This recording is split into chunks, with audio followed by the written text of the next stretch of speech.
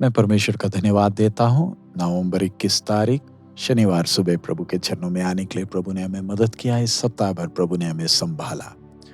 आइए आज के मनन के लिए मत्ती रचित सुसमाचार 7वां अध्याय उसका 12वां वचन हम पढ़ेंगे। मत्ती की इंजील मत्ती रचित सुसमाचार 7वां बाब उसका 12वां वचन। इस कारण जो कुछ तुम चाहते हो कि मनुष्य तुम्हारे साथ करे, तुम भी उनके साथ वैसा ही करो, क्योंकि व्यवस्था और भविष्यद्वक्ताओं की शिक्षा यही है। मैं उर्दू में पढ़ूंगा। मत्ती की इंजील 7वां बाब उसका 12वां वचन। बस जो कुछ तुम चाहते हो कि लोग तुम्हारे साथ करें, वही तुम भी उनके साथ करो, क्योंकि तौरेत और नबियों की तालीम यही है। प्रभु यीशु के संदेश को सुनने वाले लोग ये परमेश्वर के वचन से या परमेश्वर की व्यवस्था से अपरिचित नहीं है। उनके हाथ में मूसा को परमेश्वर ने दिया वो व्यवस्था उनके पास है और वो अच्छी तरह जानते भी हैं ये परमेश्वर का वचन है।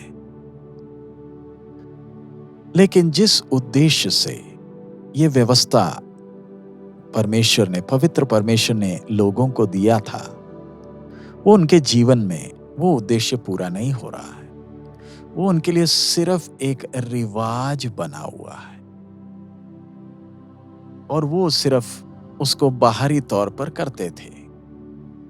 सबसे बढ़कर फरीसी और सदूकियों ने यह व्यवस्था को उनके लिए एक भारी जुआ बना दिया था।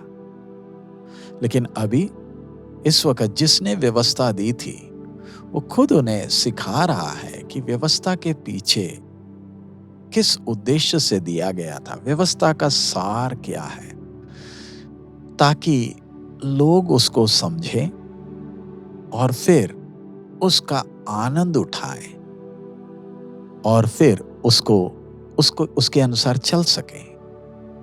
परमेश्वर की सारी व्यवस्था को हम संक्षिप्त में 2 बातों में देख सकते हैं कि परमेश्वर को अपने पूरे दिल से प्यार करना है और अपने पड़ोसी को अपने जैसे प्यार करना है। अगर एक व्यक्ति परमेश्वर को पूरे दिल से प्यार करे और उसकी आज्ञाओं को मानेगा, तो वो अपने पड़ोसी को अपने दिल से प्यार कर पाएगा और उसकी भलाई के लिए ही मेहनत करेगा। परमेश्वर का स्वभाव परमेश्वर के लोगों के साथ के परमेश्वर के व्यवहार के द्वारा प्रकट होता है कि किस प्रकार वो अपने लोगों को प्यार करता है। परमेश्वर चाहता है कि हम भी परमेश्वर के इसी स्वभाव को अपने भाई बहनों के बीच में प्रकट करें। जैसे हम परमेश्वर को प्यार करते हैं और आज्ञाओं को मानते हैं, वो हमारे कामों के द्वारा बाकियों को मालूम चलेगा, प्रकट होगा।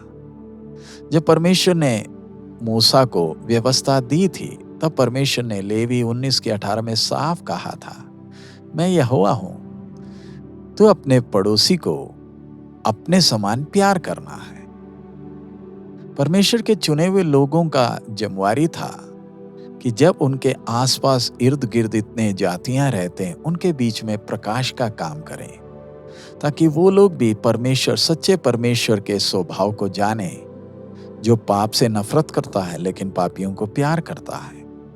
लेकिन जैसे जैसे समय बीतता गया, इस्राएली लोग अपनी जिम्मेवारी को भूल गए, घमंड उनके आगे अंदर आ गया और वो फिर दूसरों को एक दूसरी नजर से देखने लगे, उन्हें नफरत करने लगे।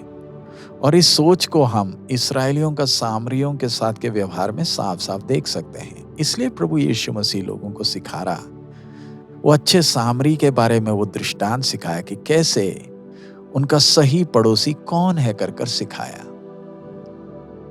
अगर पुराने नियम की व्यवस्था दिए गए लोगों से परमेश्वर की इतनी ऊंची उम्मीद है, तो हम जिनको परमेश्वर ने स्वर्गीय पिता ने अनुग्रह के द्वारा उद्धार दिया, तो हमसे कितनी ऊंची मांग रखता है।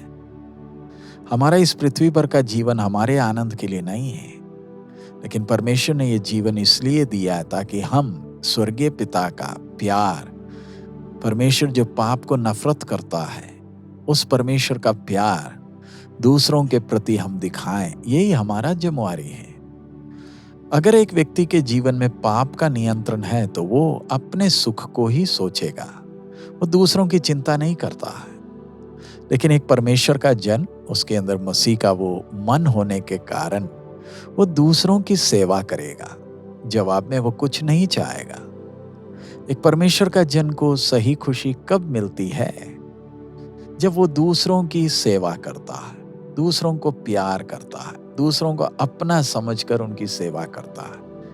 यह परमेश्वर के परिवार का मूल सिद्धांत। पाप को नफरत करते हैं, लेकिन दूसरों को, बेशक वो किसी जात के हो, धर्म के हो, भाषा के हो, हम उनको प्यार करते हैं। इसी प्रकार हम लोग दुनिया के सामने एक गवाह बन सकते हैं, हमारे बातों के द्वारा नहीं, लेकिन हमारे कामों के द्वारा।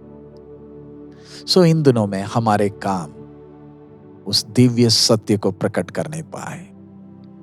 ये संसार जो अंधकार में पड़ा है, परमेश्वर के स्वभाव को हमारे द्वारा देख सके। हमारे अंदर परमेश्वर का आत्मा वास करता है, जो हमें मदद करता है हर क्षण। और आइए हमारा जीवन इस अंधकार भरे दुनिया में रोशनी का काम करे।